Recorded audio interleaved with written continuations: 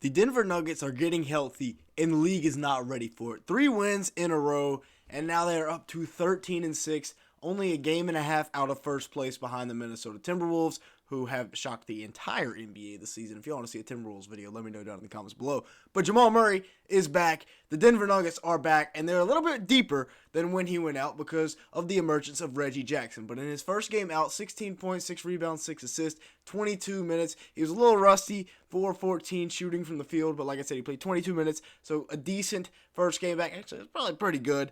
He's done much better facilitating this year. On the year, he's averaging 16.3 points, 7.3 assists, and 3.7 rebounds over about 30 minutes a game. So nothing crazy. Honestly, down in most categories from last year, but he doesn't need to have an elite regular season. The Nuggets are so good that, he can shoot at 41% from the field. 43% from three is pretty elite as a 26-year-old, but he can shoot it horrifically from the field, and they can still easily get to the 1 seed. The duo is back. Michael Porter Jr. is back, and he is out here breaking records. 5 assists versus the Houston Rockets. Everybody clap it up for Michael Porter Jr. A career high, and it wasn't even really close.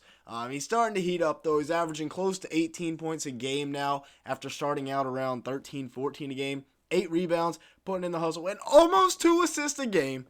This man right here, Michael Never Swing the Rock Porter Jr., is swinging the rock. It is happening. The rock has been swung. He's shooting at 48% from 3 and 48% from the field, 40% from 3 on mostly extremely high level of difficulty shots. So that's pretty impressive. And then the center of this squad, the MVP himself, Nikola Jokic, he's starting to become legendary. He's working his way up the leaderboards in terms of centers. He is now 5th on the all-time leaderboard for MVPs. Kareem, of course, was 6, and then he's down there with 2. Embiid, the only other active center, with 1. And then in terms of finals MVPs, Jokic, he gets 1 more, and he's tied for 2nd with the likes of Hakeem Olajuwon.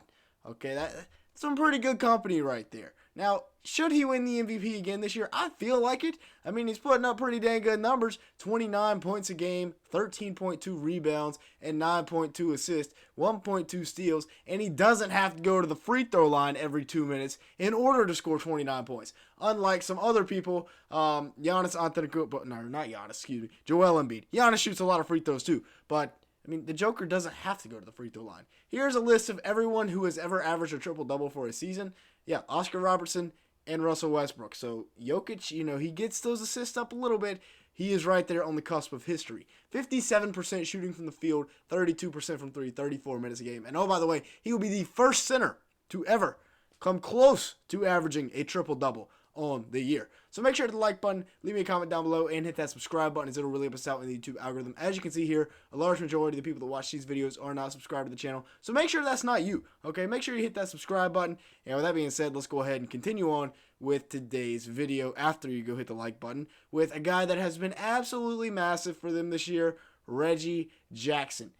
His importance cannot be understated so far this year, especially when Jamal Murray went out. He's averaging 13 points per game, 4.5 assists, 3 rebounds in 26 minutes. The other day, him and DeAndre Jordan absolutely turned back the clock and combined for like 48 points, 58 points, something crazy like that. He's shooting at 50% from the field and 40% from 3 and has started 11 of the Nuggets' 19 games. So huge shout out to Reggie Jackson. He has been massive for them this year. And a reason I say I think that the Joker is going to get some more MVPs, some more finals MVPs, is because this roster is locked up for the next foreseeable future. Okay, Jokic is locked up until the second, I don't even know. He's locked up forever. I couldn't think of a good simile there, or comparison. Not good at English anyways. Jamal Murray, he's locked up until next year. We will see an extension for him soon, I feel like.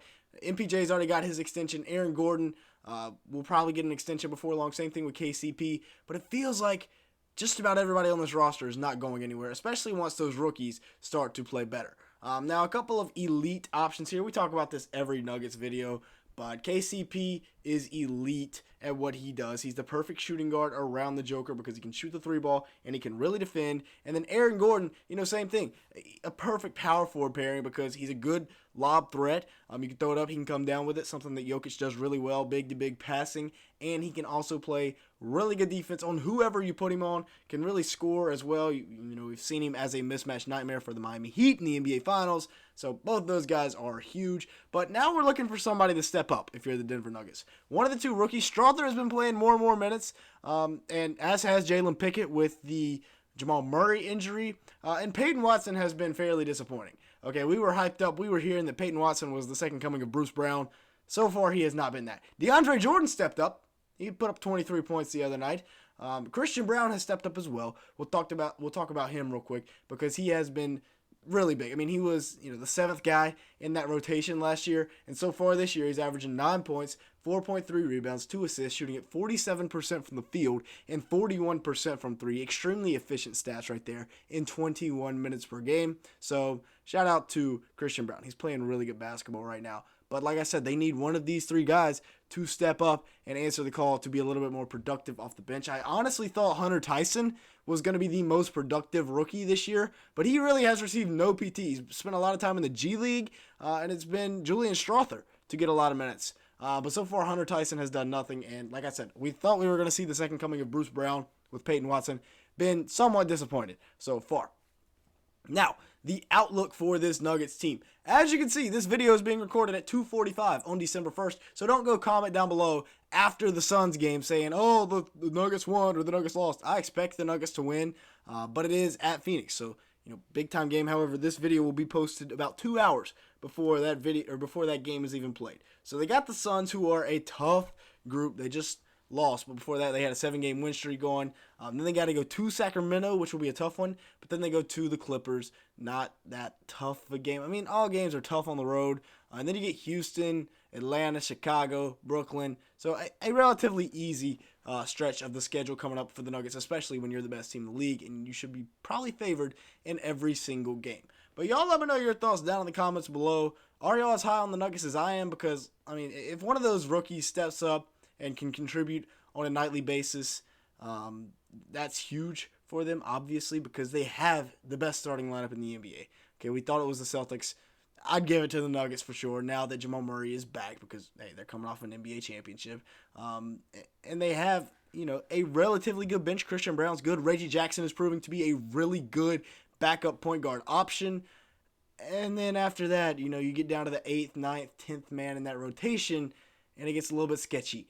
Could be seeing a midseason trade. Maybe like a Gordon Hayward could come to Denver. But with that being said, that's going to be it for today's video. Thank you so much for watching. Make sure to hit the like button and hit that subscribe button if you did enjoy at any point. And with all that being said, thank you so much for watching today's video.